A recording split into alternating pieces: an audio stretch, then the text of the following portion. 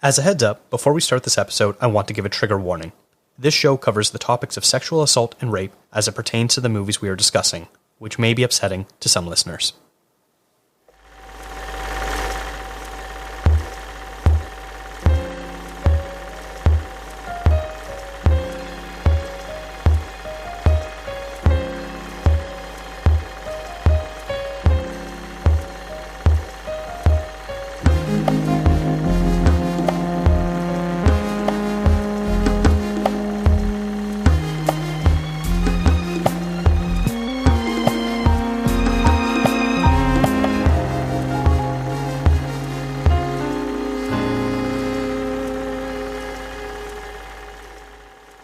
This is ContraZoom, where we go back and forth about film. I'm Dakota Arsenault.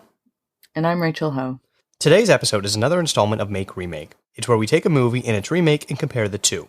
Not to see which one is necessarily better or worse, but to see how two movies can tell the same story both similarly and differently. In the past, we've paired such films as The Tragedy of Macbeth, Dune, The Invisible Man, and more. On today's show, we are considering the 1961 J. Lee Thompson film Cape Fear with the 1991 Martin Scorsese film of the same name. Normally, we try to pick new releases when possible to keep the show current, but we decided to dip into the archives of film a bit because it's the 60th anniversary of the original version of this film, and what better way to celebrate the milestone than to dedicate a whole episode to this movie. If you have not seen at least one version of this movie, be warned there will be plenty of spoiler talk in this episode. Now, both films are adaptations of a 1957 novel called The Executioners, written by John D. MacDonald. The original movie was more faithful to the novel, with the key similarity being that Sam Bowden, played by Gregory Peck, originally witnessed the crime that Max Cady, performed by Robert Mitchum, committed and testified against him. Whereas in the remake, Sam became Max's appointed public defender and buried evidence to ensure his own client would get convicted. The original version of the film came out towards the end of the Hays Code era in Hollywood, when morality and obscenity were policed, and as such, it meant that director J. Lee Thompson had to find clever ways to film and discuss the often brutal plot. Instead of showing the crimes that Cady commits, he instead talks about what he did or how he would do things. We see the aftermath of him beating a woman. The ending also shows Bowden also getting proper justice. The original movie also co-stars Polly Bergen as Peggy, Sam's wife, and Laurie Martin as the Bowden's teenage daughter Nancy. Martin Balsam also has a large part as the police chief who wants to help Sam, but is hamstrung by what he can do. The remake came at a time which what could be depicted on screen was much more looser. Max Cady, played by Robert De Niro, is shown violently assaulting a woman and biting out a chunk of her cheek.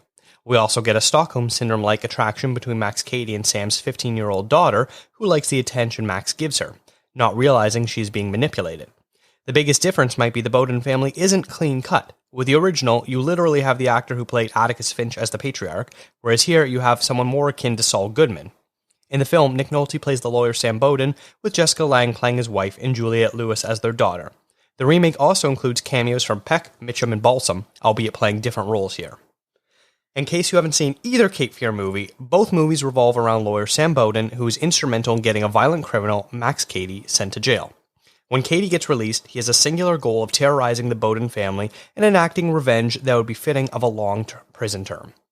Cady's plan involves following the law as strictly as possible to not have his plan ruined, as he is increasingly and legally begins to torment the family by way of stalking and committing crimes that are untraceable back to him. Despite knowing what the burden of proof would be to arrest and convict Cady, Bowden increasingly grows desperate and tries to take matters into his own hands, since the police are ineffective and unable to stop a man who hasn't quite broken the law yet.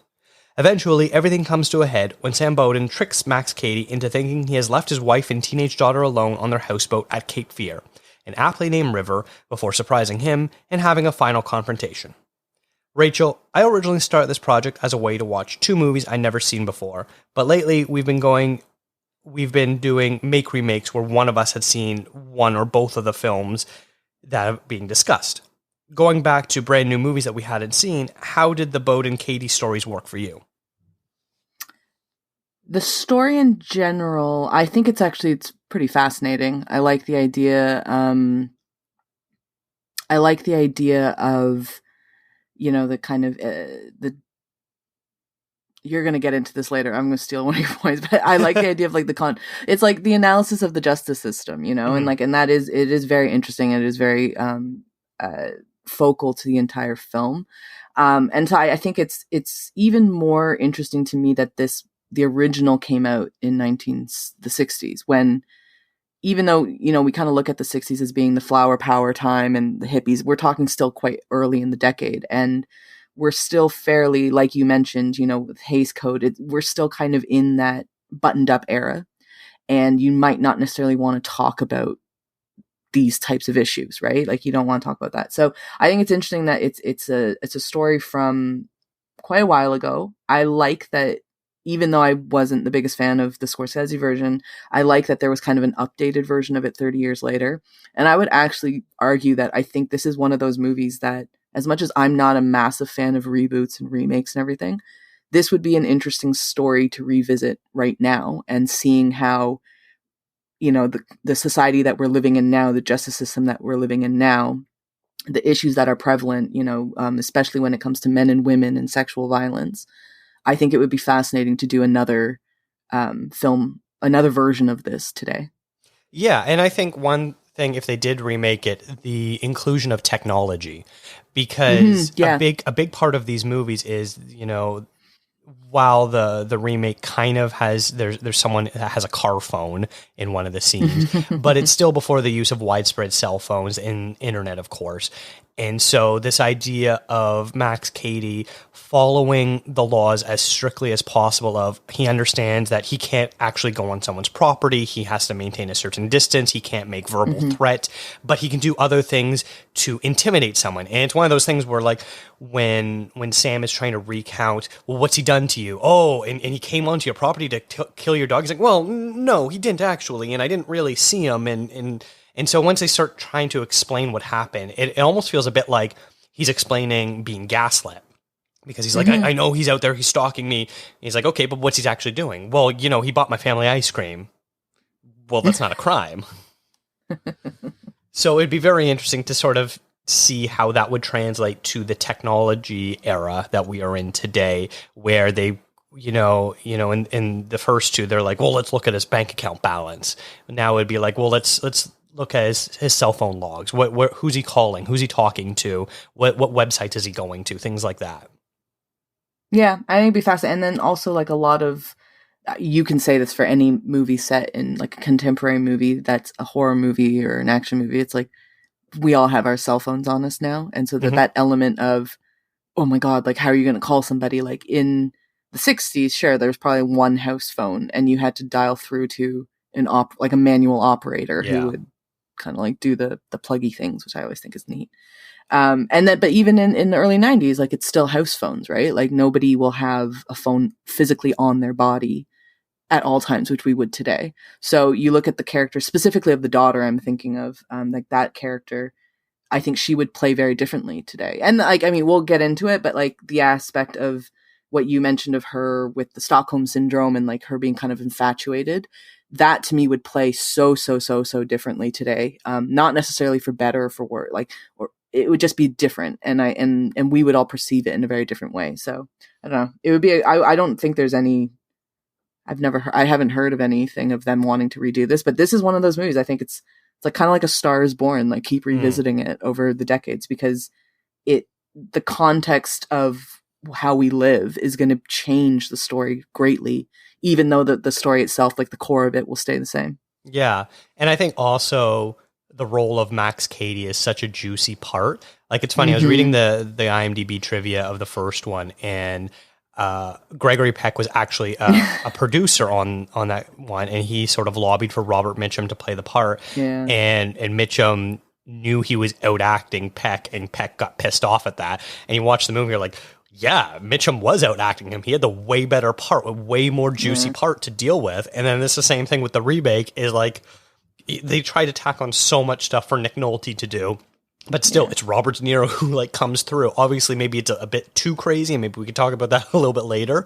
But either way, like, that's a part where, it's almost akin to, like, playing the Joker now, where it's just like, yeah, I want that really juicy bad guy part. Yeah, I mean, but, like, the straight guy is never the more interesting role, right? But we need that. You do need it, and I mean, we'll like, we keep saying we'll get into it, but it's like, I think I prefer Gregory Peck's version of it, because I think it allows Robert Mitchum's version of Max Cady to kind of breathe a little bit more, whereas Nick Nolte's version feels a little almost kind of distracting. Like it just feels like a lot. I mean, that whole movie, it felt like a lot in general, and whatever. I found it very comedic at some points, which I don't think it was meant to be. But yeah, I think like I love that quote too. I saw what you're talking about on the IMDb of Peck basically saying like, you know, he kept talking about Robert Mitchum kept saying like, oh, he's acting. Yeah, it was like, yeah, Gregory Peck knew it was a better role. Yeah. Like he knew it was, and he purposely sought out Robert Mitchum for it because he thought, oh, this guy will do something great with it. And I mean, I can't imagine Gregory Peck in a role like that though, because I don't know, he's Gregory Peck. He can't be Max Cady. Yeah, he's Atticus Finch. Yeah, like he's just such a very like dapper gentleman, like very straight laced and kind of thing. But I love him for that. And like, yeah. I mean, I'm not saying actors need to stick to specific things. It would just kind of break my heart a little bit to see him as Max Cady. Yeah, yeah. Now, speaking of the original movie, it almost has like this weird out of time feel to it because the movie came out in 1962, but it feels like it's a much older movie. The fact that it's still in black and white, despite the fact that by the early 60s, most films were in color by that point.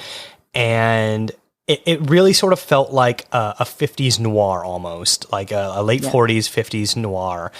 And it just had this weird timeless quality to it where even when it came out, it felt like it was not dated, but it was a period piece movie. Did you feel that way about it?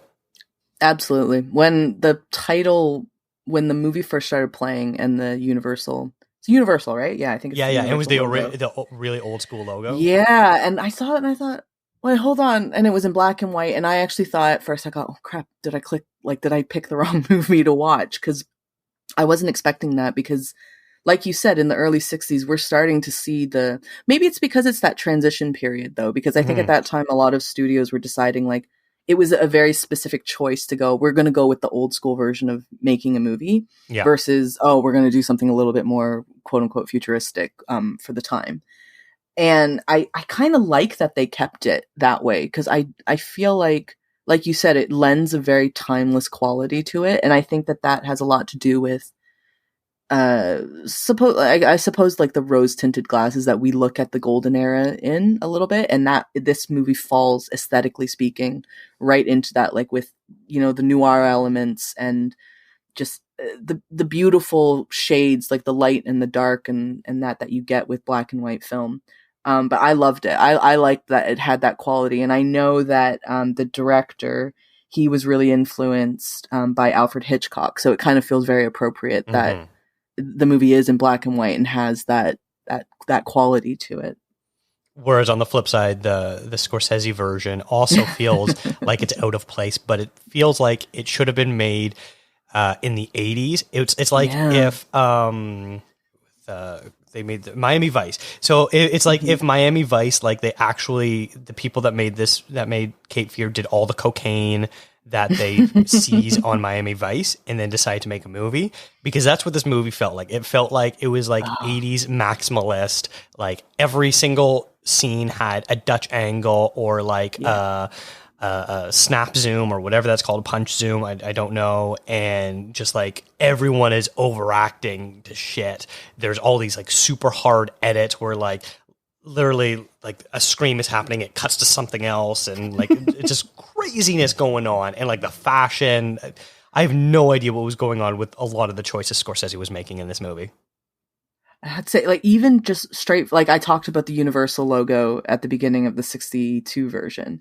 It was like even the opening credits for the 91, the font choice that they used, it's like that is the most stereotypical.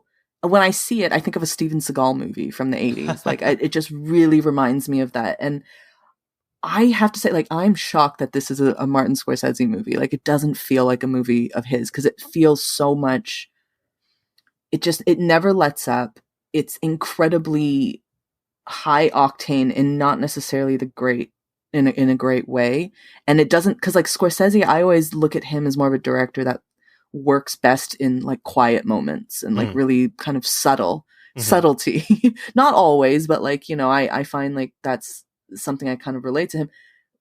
Whereas this is the complete opposite of that. Like it really does surprise me that this is a Scorsese movie, but I think this came right after Goodfellas, if I'm not mistaken. I think that this is the movie he did after Goodfellas, which isn't particularly subtle in its own way, but you know what I mean? Like it's yeah, I think this is the first movie he does after Goodfellas. So I wonder if, you know, he just kind of wanted to do a bit of a pivot and do like a more thrillery type movie and move away from that kind of gangster genre a little bit. Which, speaking of Goodfellas, rest in peace to Ray Liotta, who just passed away. Yeah. 67, so young. I know. So young. But Sam, somebody's out there. What's your connection with this fella? I was his lawyer. Well, it just shafted him somehow, right? And what was he in prison for? No, really. What did you do? Have you been following me? Well, it's a small town. Everywhere you turn, I guess we're gonna run into each other. Dad, you should have just punched him out. Yeah, you know how to fight dirty. You do that for a living. This guy, he threatened you? He's clever, so that the law can't touch him. Come out, wherever you are. But we should probably start getting into the meat of our discussion, which is going over some similarities and differences. We're going to start off with some things that were done similarly between the two films, and this was something that you had briefly mentioned earlier, and sort of the overall influence of Alfred Hitchcock on these films. In the original 1962 film, Bernard Herrmann wrote the score. In the 1991 version, Elmer Bernstein re-recorded Herrmann's original score for the film. Elmer Bernstein also used unused portions of Herrmann's score for Torn Curtain, a film directed by Alfred Hitchcock. Bernard Herrmann is most well known for scoring 8 of Hitchcock's movies, including Vertigo, Psycho, and North by Northwest, and more. Martin Scorsese had Saul Bass design the title credit sequence for his Cape Fear, but Bass is also known for doing opening credit sequences for such movies like Psycho, Vertigo, and North by Northwest. All this to round out is that Cape Fear has the look, feel, and inspiration of Alfred Hitchcock's darkest movies. And I would say that the Scorsese one feels a bit like a Brian De Palma movie, which is also a Alfred Hitchcock reference. I sort of felt this, like, the Hitchcock vibe all over. You were talking about it, the original one, right when it started, it really had that Alfred Hitchcock feel to it. And I could totally see him making this movie right around the same era that he did Psycho, too. Definitely. And it's such an interesting thing talking about the score, because I think Hitchcock, he used score really beautifully and in a way that like the Psycho, like the strings on Psycho, like that became kind of synonymous across horror films in general. Like he kind of redefined how to use score in that genre. But the thing I find when I was like looking up stuff for this episode is like I was actually a bit surprised to hear that there was so much overlap in the score, because I really hated the score in 1991's version. I just thought it was so much, and it was everything that's like the excess of the 80s, like what you were saying about the maximalist kind of 80s vibe that this movie gives off. But in the 62 version, it's like I really liked the score. I thought that it was used really really beautifully, and just pairing with the moment, pairing with the characters, with the aesthetic of the movie overall.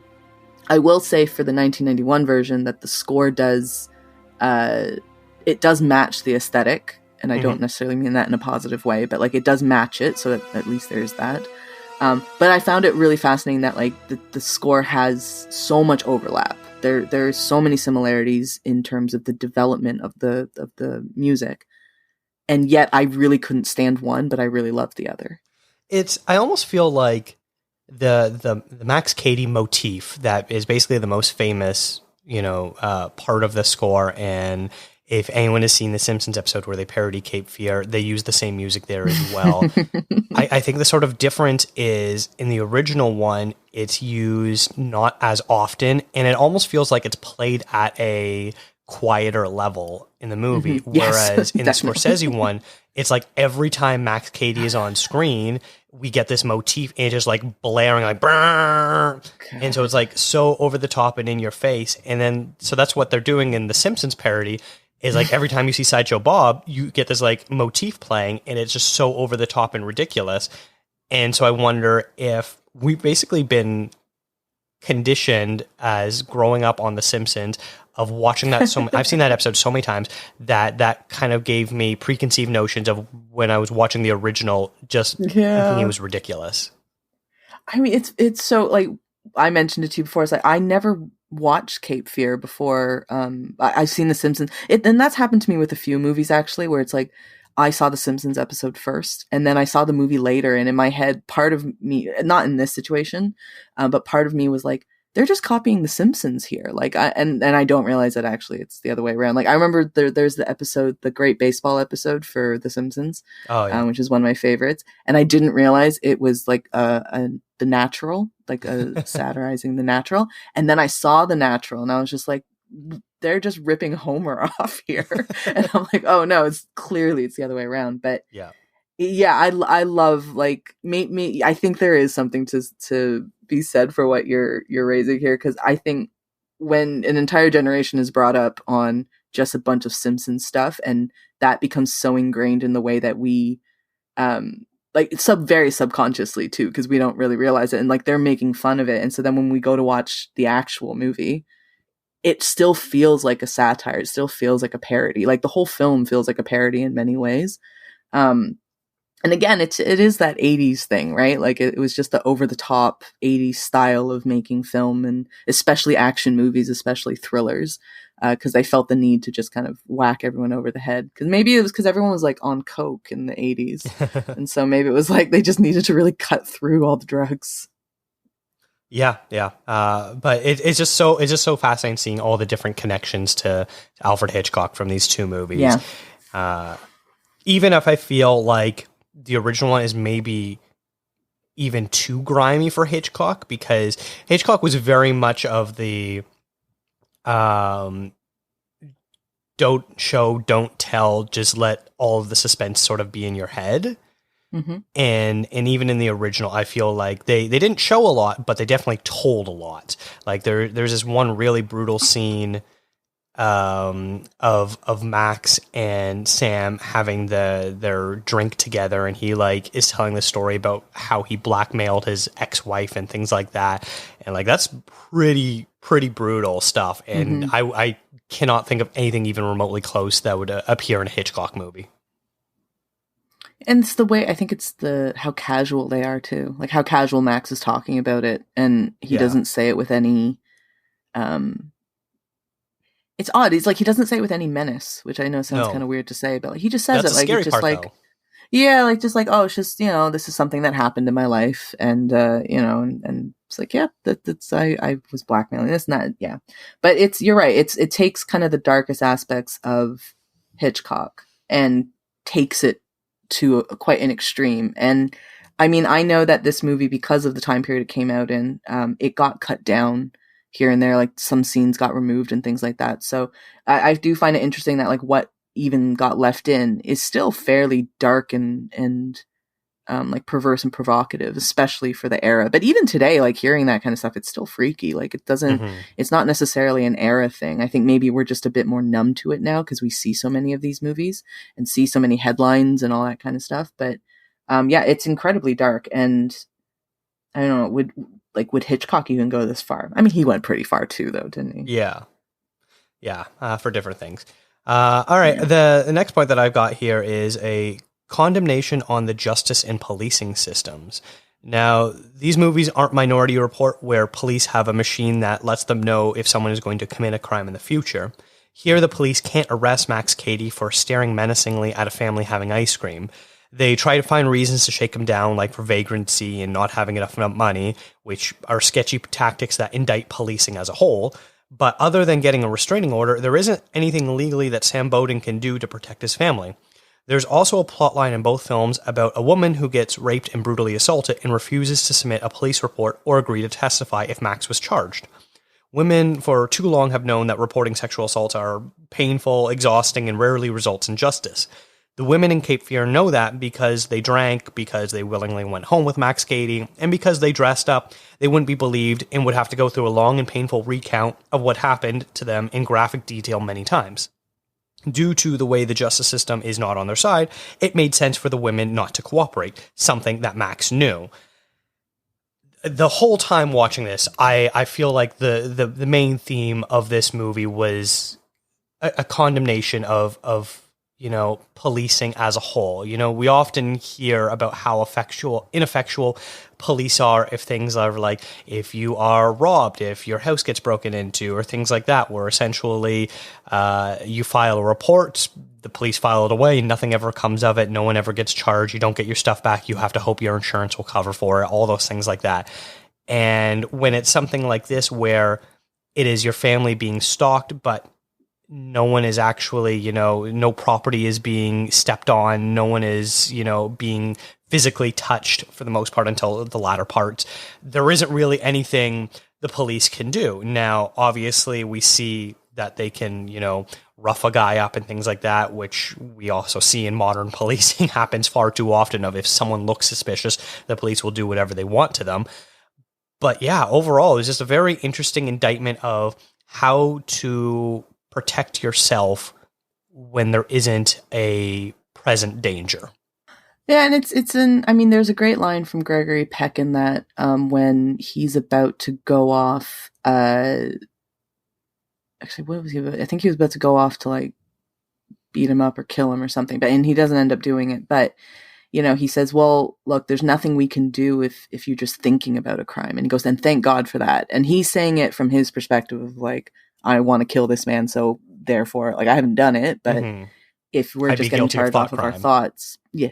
And and it is a flaw. I don't want to go down too far down this path, but it's like, it is a flaw in the system, but it is at the same time, like, if we were to charge people for what they might do or what they, I like the Minority Report, reference there because I love that movie, and that movie raises a really great point of like, is it like predetermination, or are we in control of our own motives and our own actions? So even if you think like, I'm going to go commit this crime, I want to do this, like, this person wronged me or whatever, it's like, should we actually be charged for something that we haven't actually done yet?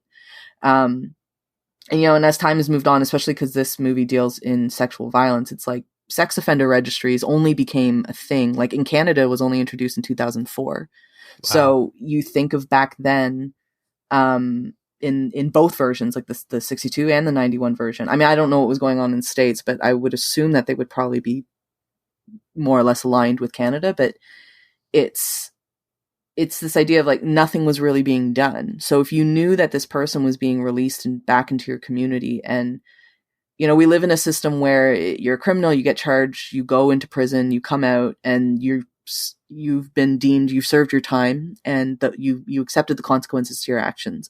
So in theory, we should be welcoming them back into society. But of course, when it comes to things like sexual violence, especially sexual violence on minors, which is in both of the films, it becomes a little bit dicier, and it's that not in my neighborhood thing, right? Like, and the fact that a sex offender registry is helpful, and that's progress. And that's something kind of what we were talking about in terms of what if they made this movie again today? Things are different now. We kind of look at past convicts in a very different way, in a positive way and in a negative way. And we have more kind of ops in place to hopefully help rehabilitate people and keep an eye on people and make sure that everybody is safe. And obviously nothing is foolproof. That's just unfortunate reality. But yeah, it's like, I think it's an interesting concept to be raised in the story in general of just like, what do you do when you know that somebody is out to get you and you're very confident, like, and in both cases, well, in the same case, the same movie, they were correct, right? Like Max Cady really was out to get them, and Max Cady really was going to had the intention of inflicting danger upon Sam's family, his wife and his child. And he really went out to do it. Like, it wasn't, and so do you just get it when it's too late? And that, what does that do for anybody? Like, how does that serve anybody? But then the flip side of that, of course, is I don't think any of us would want to live in a country or in a society where you get charged for things that you might do, or you are very like there's a high probability that you will commit this crime, because that's kind of messed up in its own way. So it just kind of shows it's a very nuanced topic that for like a thriller kind of thing, especially. I know we're shitting on the 91 version a lot for this, but it's like, especially in the way that it's presented, you don't really think like, oh, there is actually something quite interesting and complex to talk about within the film, because how do you get the Max Cadys in the world? Like, how do we control them? But then they're human beings as well, right? Like, so yeah, do you control them, right? Like, so it's fascinating. It's a really, really great premise for like storytelling and for film and for discussion. And yeah, the Minority Report reference I think was really spot on, because it's exactly what Minority Report was taking, and that was taking it with like very futuristic technology that doesn't exist. Yeah, and I think the two verifiable crimes that Max commits before the big climax are ones that, you know, society and policing deemed as, you know, not as big crimes. You know, the idea that he kills a dog by, you know, throwing a piece of meat with, I can't remember what the poison was. But we don't see this happen. We just hear later on, they're like, oh yeah, the vet believes this is how the dog died. And then later, of course, when, you know, when he rapes this woman, this idea of, you know, well, it's just an animal, so it doesn't really matter. And, you know, oh, this woman, she was drunk. She knew what she was doing, blah, blah, blah. The police aren't going to take it seriously. And all those, you know, typical excuses that we hear that sexual assault survivors have to go through. It's sort of interesting that those are the two verifiable crimes that Max commits, because he knows that the justice system won't do anything about it and won't stop him. Mm-hmm. And he knows that, like, you know, when Gregory Peck is telling his wife, when Sam is telling Peggy in the 62 version, like, do you really want our daughter to have to go through something like that? And the way he says it is very sad to me, because it's like he's saying it as if it's going to happen. Like, we're not going to be able to stop this, because, like, if Max Cady comes in, it's going to happen. And like, this is going to be the result, that she's going to have to go up on the stand. And it's not even necessarily of saying like you were talking about, well, the character saying, oh, well, we're drunk, like we were dressed a certain way and that kind of thing. It should, even if you are completely in, I mean, I don't want to say completely in the right, because it doesn't matter if you've been drinking or what you've been wearing, but it is a very unsavory ordeal to have to deal with. Like, you don't want to have to get up on the stand and talk about something like that. And especially, I mean, in the 62 version, the kid, she's 14, right? So she's young, and it's even for anybody to have to go up on stand and talk about something like that would be traumatic. But for a 14-year-old, especially, that would be even worse. And, you know, the way that I think in 91 and 62, I think I'm confident in saying that, like, it wouldn't have been a very pleasant environment for them to have to say those things, like to have to do the witness testimonies. Nowadays, it's a little bit better. Like, you can do a pre-taped one in a private room and things like that. So not in such a public area. But yeah, I mean, back then you would have to sit there, and the person who raped you is literally like how many feet away from you. Yeah. You know, and so but it's unfortunate. And it made me think a bit of The Last Duel as well, which, you know, is your favorite movie from last year, of just this generational thing that women have to deal with when it comes to sexual violence, and saying it hasn't really gotten better. Like, that's kind of what the whole point of The Last Duel is saying. Like, from the Middle Ages to today, we're still dealing with the same stupid nonsense. Yeah. When it comes to one being assaulted, you know, with sexually assaulted, but two, then having to weigh whether or not it's even worth it to get legal justice on your side. And I mean, what does that even really mean in the grand scheme of things? But yeah, it's interesting, and it's you know, it's a core thing. Like, that's what I was saying at the beginning, of just saying, like, the core of the story, like the many different elements, like it is so fascinating. And have you read the book? No, I haven't. I kind of want to read the book. I find it, like, it's got really interesting elements to it that I think would be interesting to explore. Yeah. Did you have any other similarities between the two movies you want to talk about? No, I think, like, those are pretty, like, the more spot on ones of saying, you know, the music, the score, which I just genuinely find very fascinating still. Like, I know we already talked about it, but it still blows my mind that it's like there's so many similarities, and I really didn't like one. But then, you know, the core crux of the film of being just shining a light on what is wrong with the justice system, and the fact that, we're talking 30 years from the 91 version and things still aren't much better, which is unfortunate. But yeah, I think the last minor thing I wanted to talk about, I didn't make a note about it, but the interesting connection of Robert Mitchum. So obviously Robert Mitchum played Max Cady in the original one, and he has a cameo in the remake. But Robert De Niro, who takes on the Max Cady role, has a bunch of prison tattoos, including a giant one on his back of the scales of justice that says truth and justice, which, on the surface, if you look up the dictionary, it sounds like they're the same word, but they're not, because they have very different connotations and the meaning behind them. And interestingly enough, one of Robert Mitchum's most famous roles is in the movie Night of the Hunter, where he has tattoos on his knuckles that say love and hate, which was the inspiration for Do the Right Thing, when he's got the rings that say love and hate. And it's just sort of interesting where I sort of feel like the back tattoo that Robert De Niro has almost feels like a direct reference to Night of the Hunter's knuckle tattoos. I could see that. That's pretty cool. It also made me think of Sideshow Bob's tattoos. Yes, Die Bart Die. Bart Simpson, Die Bart Die, but then he also has Bart's, I think, falling on a skateboard on his back as well. Very funny. All right, we're going to take a short break, and when we come back, we're going to talk about some differences. Cape Fear, the screen's most terrifying war of nerves. Well, I've seen the worst, the dregs, but you are the lowest. You just put the law in my hands, and I'm going to break your heart with it. I got a little plan for your wife and kids. They're never going to forget. Never.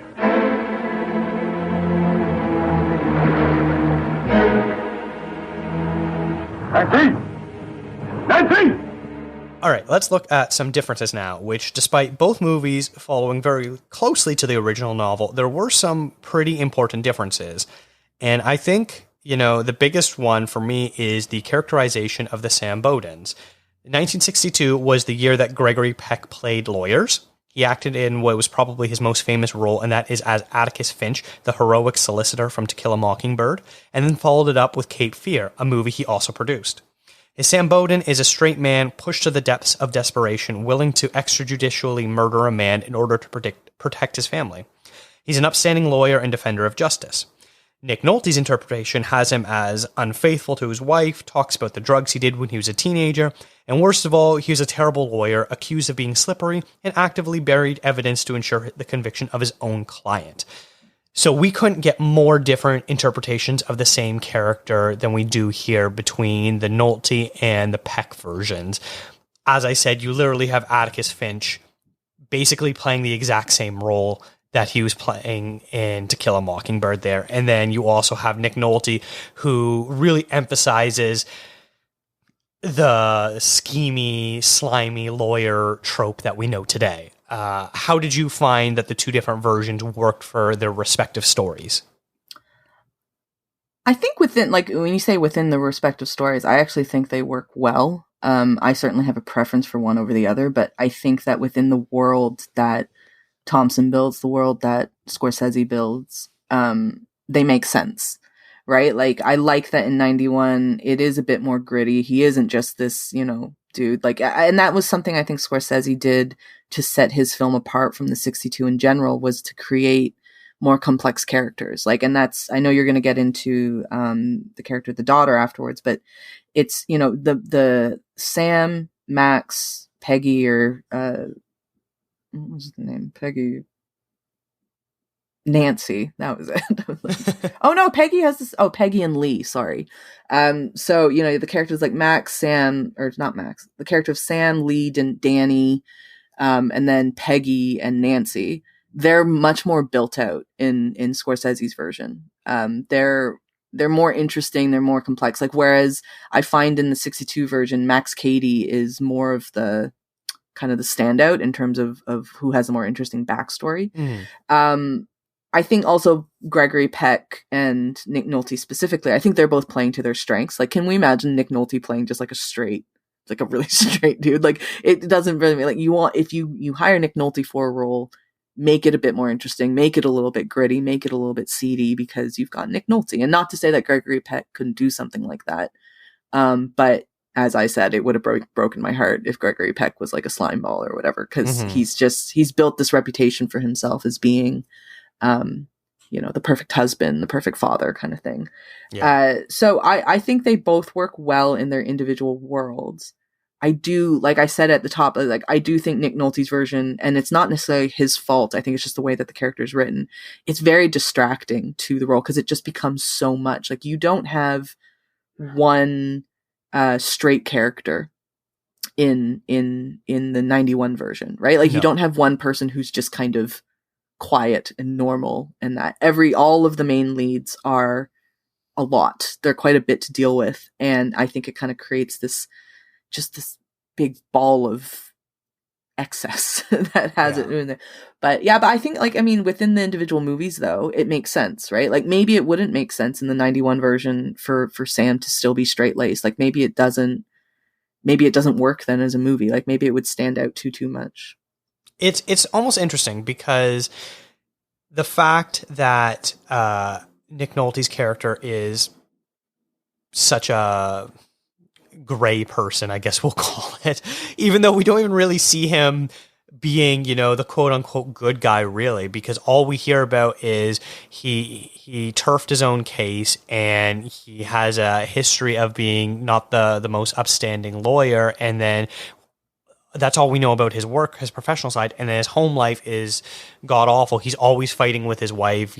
She's accused him of having multiple affairs and things like that. He doesn't get along with his daughter. In fact, he gets very aggressive with his daughter at one point too.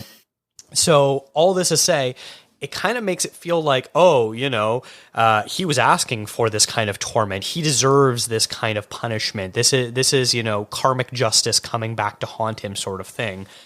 Whereas I think the original one, Peck and his whole family being so straight and so clean cut, it actually is more scary because it's like, look, you're a regular normal family. This could happen to you, and there is nothing you could do to stop it. You didn't deserve it. You didn't ask for this. This was someone who, because I mentioned off the top, the differences between the two is Gregory Peck catches Max Cady in the act of assaulting a woman and then testifies. So there is zero doubt that he committed this crime and then comes back as to enact his revenge. Whereas in the Scorsese one, he was just his lawyer. So we don't know, Max Cady De Niro I guess, tries to claim innocence because he claims that if the evidence that was buried came to light, he would have been found not guilty as he believes he rightly was. So it's a little complicated of whether or not Max Cady actually did commit the crime in the remake or not, whereas in the original there was zero doubt that it actually had happened, sort of thing. But just sort of interesting where I really do prefer this clean-cut family and this really perfect lawyer who is being pushed to the depths of what a regular person would do. Because Gregory Peck goes through all the channels. He goes to the police. The police can't really do anything about it. He hires a private investigator. The private investigator can't find any dirt about him. He eventually then, sinks to his lowest depths and hires some thugs to beat him up, and that doesn't work. And then finally he has to take matters into his own hand and decides that he's going to try to kill Max Cady if he comes after his family yet again. So it's just so interesting, I find, the how far can you push a man sort of scenario, whereas on the newer one, Nick Nolte, right from the get-go, is ready for a fight. It's interesting because in the very first scene, they mention, he's like, "Oh, Dad, you take boxing, don't you?" Sort of setting up the final confrontation of how he's allowed to physically fight Robert De Niro in the end. Whereas it was a little funny watching Gregory Peck, who is a very large man on his own right, but taking down Robert Mitchum, who's also a very large man. And it's like, what's this lawyer doing, fighting with this guy who's probably fought every day while he was in prison? I was trying to think. Did you see on the IMDb they had the quote from Robert Mitchum saying how in their fight Peck actually landed a punch, and Mitchum knew it was an accident. He knows Peck's you're not doing it on purpose. It was just, acting, whatever. But then he said, he was in so much pain for days afterwards. And he said, like, I pity the man who tries to go up against Gregory Peck, because, like, clearly man can throw down. I think it's really interesting what you're saying, though, like, in terms of the makeup of the two characters. And, you know, you talk, an interesting point you brought up was, like, the karmic justice to Nick Nolte's Sam. And the thing I find interesting, like, with that is it's karmic justice on him in terms of saying, like, he was a lawyer who obviously acted inappropriately. He did something that he shouldn't have done. That's not, like, it is negligence as a lawyer to withhold evidence that could help your client, for God's sakes. But it's also, like, it's karmic justice on him, but the karmic justice is actually harming his wife and his daughter. Mm-hmm. Right? So it's kind of like, it's interesting to me who Scorsese, and that's something I'll talk about later. It's like, it's interesting to me to see who Scorsese decides to quote unquote punish in this, with violence, in this, because it's not going in neither of these cases, in neither of the films, they're never going after Sam Bowden. Max isn't going after Sam Bowden, like, as a man. Like, he's not trying to punt, like, I mean, they get in fights obviously, but it's like, he's not trying to kill Sam Bowden. He's not trying to assault Sam Bowden. He's trying to go after Sam Bowden through his wife, through his daughter. Mm-hmm. And that to me has always been a very interesting trope that we've seen through many, many movies, not just these two movies, like many movies where you punish the man through the woman, and the woman is the one who will end up taking the violent hit and the violent, and I mean, in this case, it's, you know, sexual violence, which is in many ways even worse. So mm-hmm. It's like, and the quote unquote punishment to Sam Bowden's character is the fact that, oh, your daughter has been, you know, sullied, your wife, like, I've slept with your wife, you know, that kind of a thing. And I always, like, it's a very, kind of old and tired trope that I see in a lot of movies like this. And it's, but yeah, I mean, I completely get your point on that as well. Yeah.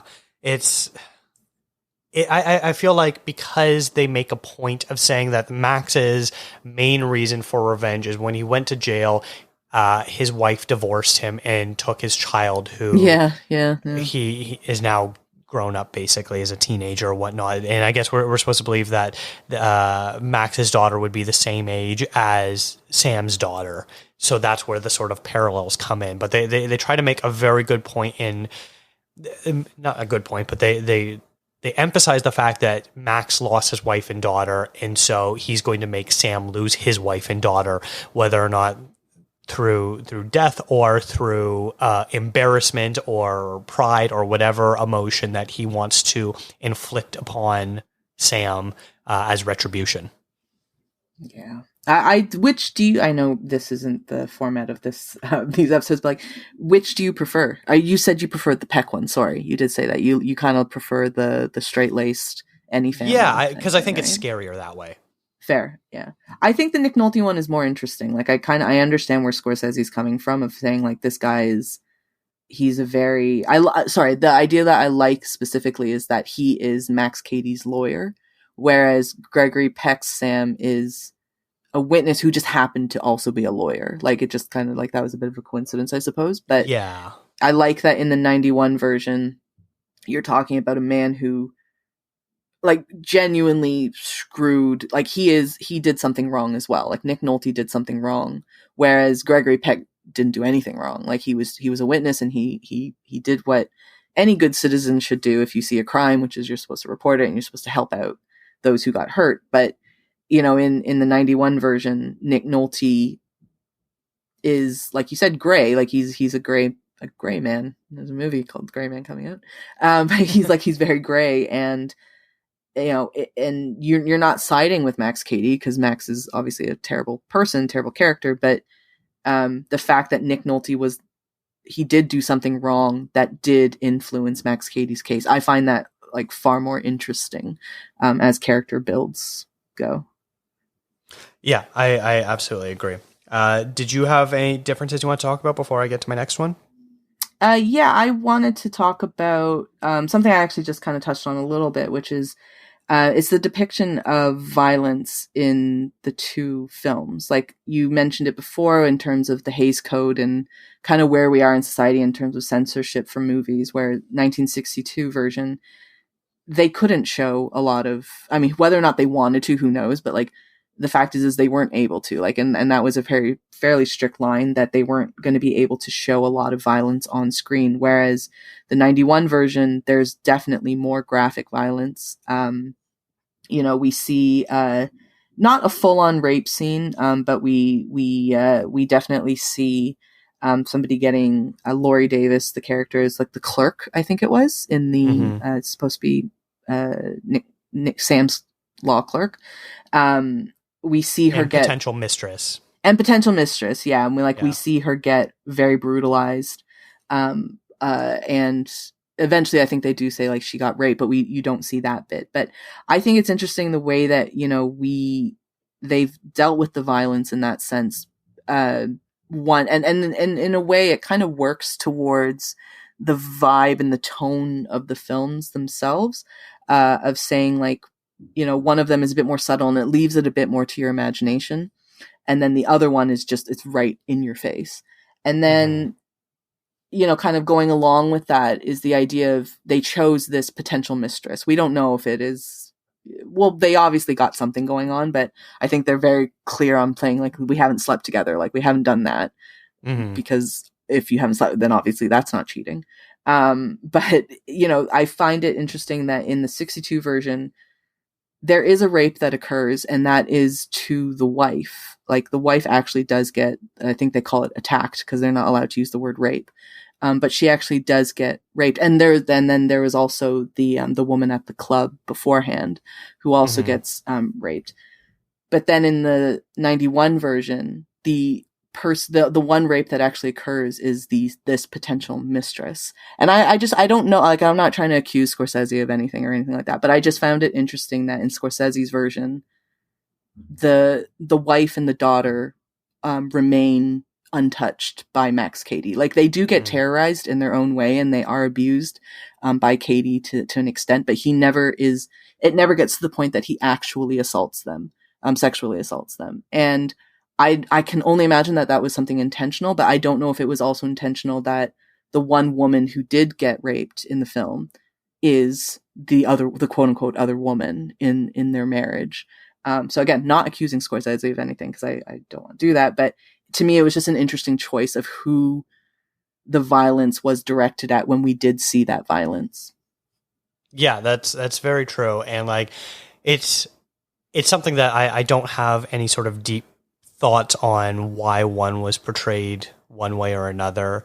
Obviously the way violence was shown, you can chalk it up to what the era of filmmaking was. Like the worst violence we sort of see inflicted on someone else is the woman that Max picks up at the club after the assault happened. She's got a black eye, and that's about it, sort of thing. That's the amount of damage we see physically on another person until the very end when Max and Sam are having a fist fight and stuff like that. And they're a little bruised and bloody and stuff like that. But that's really about the worst, other than maybe when Sam hires the thugs to attack Max and he gets a bike chain whipped at his stomach, and through his shirt we see blood. That's about the extent of gore in that movie. Whereas on the flip side in Scorsese, we literally see a woman's cheek get a chunk bitten out of.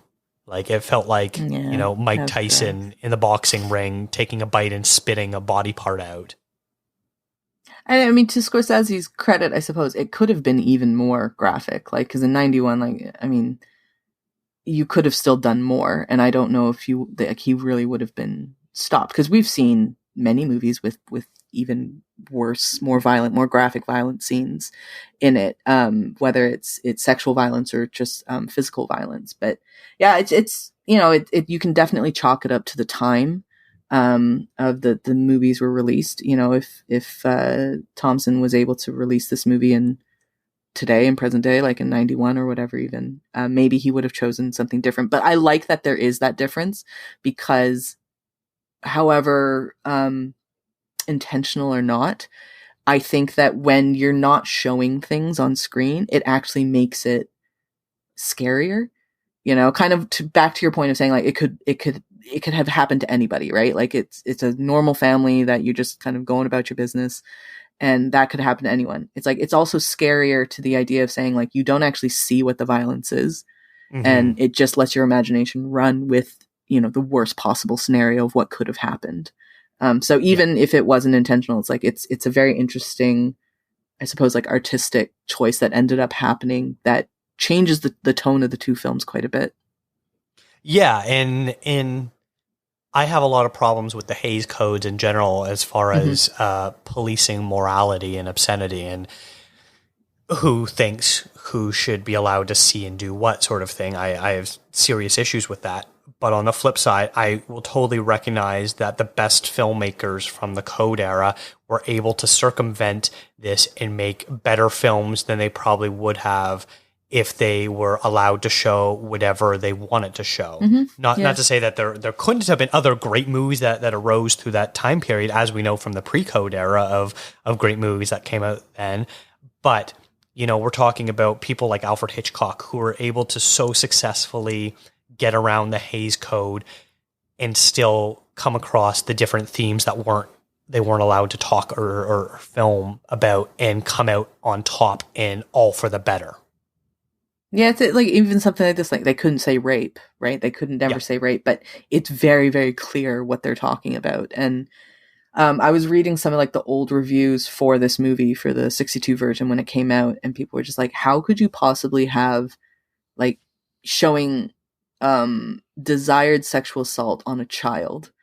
Like they found that so disgusting, and it is disgusting, and it is, maybe we don't need to see it in movies, but the fact is it's like it was something that existed and it was something that happens. But when you have something like the Hays Code, and I agree with you about it, like, to censor morality and reality and things like that is a very slippery slope, which they learned from. But it's really interesting to see how they get away with saying the things that aren't being said, right? Like it's just, you kind of read between the lines, but it's very, very obvious as well, what they're talking about, especially in this movie. Now, my last point I want to talk about is kind of what you were leading off there at the very end, the characterization of the teenage daughter. Both films feature the Bowden family having a 15-year-old daughter. Max Cady decides as part of his revenge on Sam, he sets his eyes on the young girl. In the 62 version, when Max is looking at Nancy, she is framed like Sue Lyon in the movie Lolita, but she is terrified of Max. She is chased by him into a school, and she is disgusted by his leering ways. In the 92 version, Max manages to convince Danny that her parents don't think she is mature enough and that she shouldn't be treated like a child. Max lures her into a secluded theater and flirts with her, shares a joint, and even kisses her. Even through most of the climactic moments of the movie, Danny still believes Max is innocent, or at least that he is a good person. How did the two versions of this young girl, translate for you? Oh, Juliette Lewis drove me up the wall. I was so angry. And not with her as an actress. I should say Danny, the character of Danny, drove me up the wall. You just want to shake her and just be like, because I think I prefer the characterization of Danny over Nancy, just because, again, I find it more interesting. It's this idea of like, sometimes teenage girls are kind of like teenagers in general are kind of stupid, especially with things like this. And when you have somebody who's older and paying you attention, like, I don't think it's that out of the ordinary to say, oh, like you kind of like it, like even after. But then the thing that bothers me was even after she figured out who he was, because at the beginning she doesn't exactly know, she just thinks that there's this dude, right? And then she kind of puts it together that this is the man that her father's been talking about. It drives me nuts that she still kind of clings on to that. Like she's still, even in the climax of the movie in the boathouse, like she's still defending him. And that drove me nuts. I just want to shake Danny and just be like, stop it. Like, you're being an idiot. And like you said, Nick Nolte's Sam gets kind of aggressive with her because she's not taking it seriously. And I'm not condoning any abuse on your child or anything like that. But like, I can understand why in that moment, Sam is just so frustrated, and he's so at the end of his rope with his daughter, because he's like, you're just not understanding how serious this is. And he does what, like, I'm saying, like, I wanted to shake her. I just wanted to, like, just shake her and just be like, stop it, you're being an idiot. And, you know, again, I think it's far more interesting to do it the way Scorsese did, because like I said, it's real. Like, it is real. Whereas in the 62 version, she plays it very innocent, right? Like, she's a very, very innocent girl, and she's just, you know, her hair is always really perfectly curled, and she's very cute. So you kind of go along with that, and there's no doubt, again, you know, there's no doubt who the bad person is in the 62 version. Like, it's always going to be Max Cady is the bad person. Whereas in the 91 version, Sam, Lee, Danny, they all have shreds of not being great and actually contributing to the end result. Like, you know, not saying that Danny is responsible for it, but it's like, because she falls for it, because she kind of gives into that, it helps Max Cady out, right? It helps out his plan. That's what his plan was, and she fell for it. So yeah, I really enjoyed it. I like the way Scorsese did it in 91. I think it's very layered, and it's very more nuanced. And I think that the character of Danny is probably the more interesting one as well. Like, I thought her storyline and the change between Sam from Nick Nolte and Gregory Peck to the version with Danny versus Nancy. I think Danny is like, it's a very interesting change to put into a character. And like I said, like, if you were to do that movie again today, I think that the daughter character would again be the more interesting change that you would see, depending on like what things are going on right now. Like, I think that character would be the most interesting one to look at. Yeah, I would be very curious to sort of see what they would be able to do to update that character, especially with the use of technology and the way social media has changed teenagers' lives and what they do, what they post, what they look at, all those sort of things. So I think that would probably have to be a central component of whatever the daughter character is if they ever remade it. But yeah, I think you're absolutely right in the sense of the daughter is far more of an interesting character in the Scorsese one, because, you know, it wouldn't be the first time in the world that, you know, a young, impressionable teenage girl, you know, just develops a crush on someone who's older than them and not appropriate towards them and things like that. Like, I always remember, like, you know, back in high school, there would always be like one person who's like 16 or 17 dating like a guy who is like 23, 24. And it's like, why are you dating a high schooler, dude? Like, that's so creepy and skeezy. Like, what are you doing? And this girl thinking that, you know, he's the most mature and interesting man in the world because he's, you know, grown up and he can grow a mustache and things like that. But it used to be such a thing. Sorry, I was going to say, it used to be such a thing in like the after school specials too, of like the high school kid who had the college boyfriend. And you don't like, now when we pull away from it a little bit, it is, I mean, obviously to the extent, like, if you're just a year older, I get it. Like, you graduated first, and, you know, it's an unfortunate kind of thing that happens in that year. But it's like, when you're past the college age and you're dating high school kids, it's like, why, dude? Like, what is that? It's very, it's funny looking, not funny. I shouldn't say it's funny. It's not funny, but it's just like looking at it now. Cause like, I remember in high school seeing those things, and it's like the idea of the older guy was very intriguing. Cause it was like, oh, he's like, you know, he's more mature and he knows life. But you know, he's like 22. What does he really know? Yeah, absolutely. So yeah, it's tough because it is frustrating in the original. Both the wife and the daughter have no agency over anything that they do. Really, everything is just sort of inflicted upon them. Whereas in the newer one, they actually have a bit of characters. I would even go so far as to say that the wife in the newer one still doesn't really have much to do, other than, you know, being a bit of a shrew of always nagging and fighting her husband, who is, you know, cheating on her constantly and things like that. She doesn't really have much to really do. Would you sort of agree with that assessment of the Jessica Lange character? Absolutely. And it's, you know, I mean, you can speculate all you want, but it's just like, I think it happens with female characters a lot, like the wife, right? Like, it's just, they're kind of meant to be. That's her character, the wife. Yeah, the character's the wife. Like, it doesn't even really matter what her name is.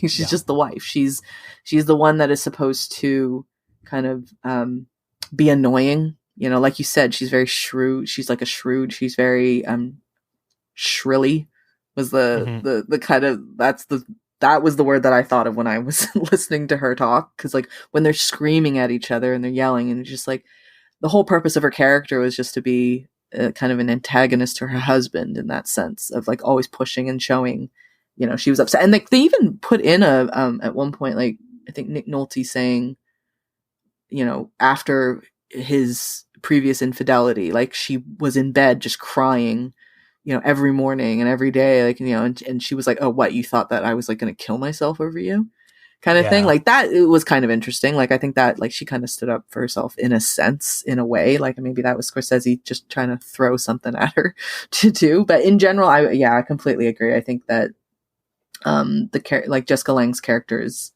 just kind of there to be the wife. And I mean, you could argue that maybe having all three of them being, I mean, I've been saying that like all three of them are just so much that maybe there wasn't room to make Jessica Lange's character as complex, or like to look at her more, because it actually, that 60 or the 91 version, it's not short either. Like it's a relatively longish movie.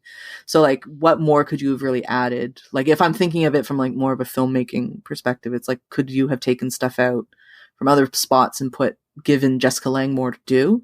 I don't know, but yeah, I think she's just the wife, and Jessica Lange's Jessica Lange. She's quite like legendary in her own right. So it's kind of a shame that she was just kind of regulated to that role in this movie. Yeah, as a woman who yells at husband. Yeah, in the most high-pitched, shrilly way you could possibly yell at your husband. Yeah, but going back to the daughter, like I mentioned how it sort of has a bit of a Lolita feel to it. And that movie actually came out the same year, 1962.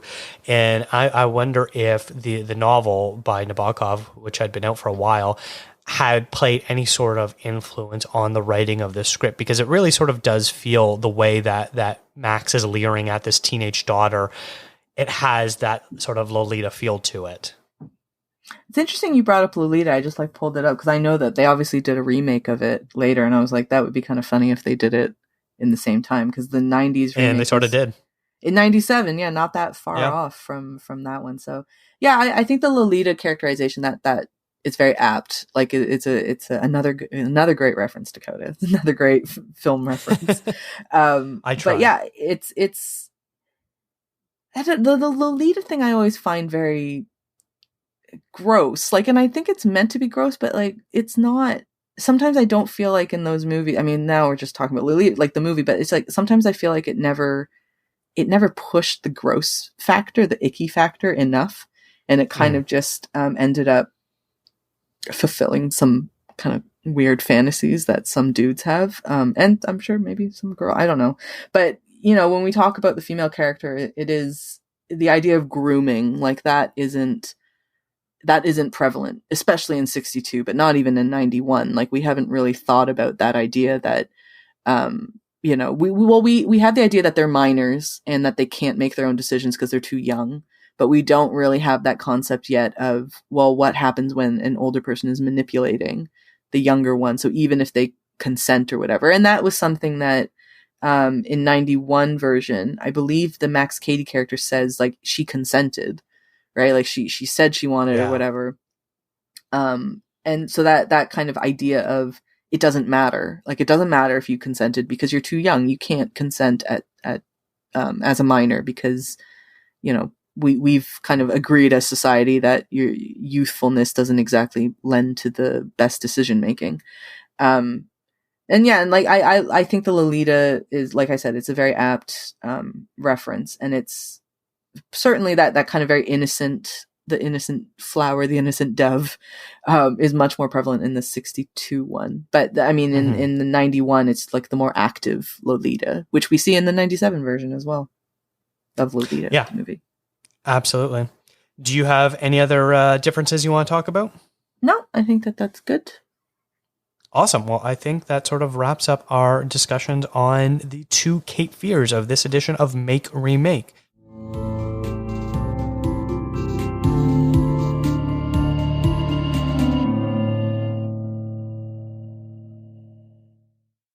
Rachel, where can people find you and your work? You can go to rachelkh.com and _RachelKH for Twitter. Do you have anything new that you've been working on? I'm trying to think. I think my last 2 reviews for Hot Docs went live this week for Escape and for Shooting War. And you can also refer back to our Hot Docs episode where we talked about those movies. Awesome. I love that great cross-promotion there. Yeah, I try. You can follow this show on Instagram, Twitter, and Facebook at contrazoompod. If you've seen either version of Cape Fear, let us know your thoughts. Send an email to contrazoompod@gmail.com. Thank you to Eric and Kevin Smale for the theme music and Stephanie Pryor for the logo design. If you like to listen to podcasts on YouTube, we do post all episodes there as well. Thanks for checking us out.